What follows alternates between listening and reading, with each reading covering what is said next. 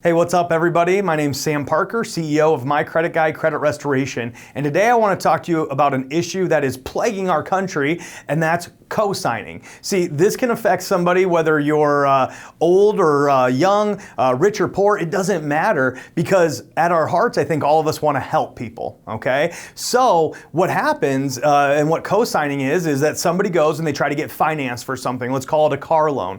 And the bank says, listen, with your credit and your income, we're not taking that risk. But if you get somebody else to put themselves on the hook along with their money and their credit, then we would lend this to you. So then you get your son, your daughter, a friend, a relative from out of the woodwork that comes and says, would you just do me a favor, please? I know you have good credit. Would you just co-sign for me? That's all I need you to do is co-sign, right?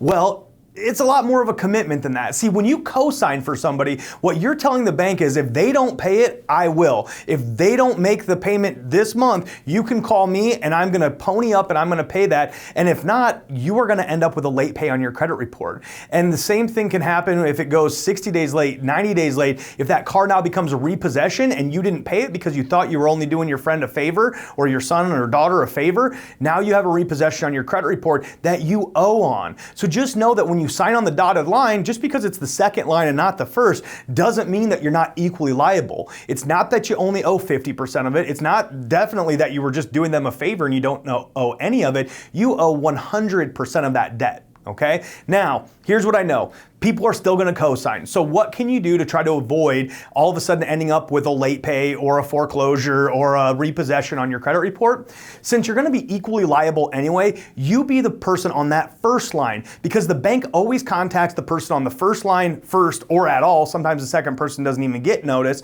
But that way, if that person doesn't make the payment, then you're going to get a call saying, hey, we haven't received this payment. And I know it's not going to be ideal, but you can at least make that payment in order to salvage your credit. Now, make sure that you have an agreement, a written agreement with yourself and the what will now be co-signer, the person that you're helping out, making sure that they're going to pay you back 100% or that you're never going to make a payment at all. But just know the risks that come along with co-signing. You're not just doing somebody a favor, you're putting yourself and your money and your credit on the line. If you have any questions, give us a call, 866-726-7339, or go to mycreditguy.com for more information. Thanks.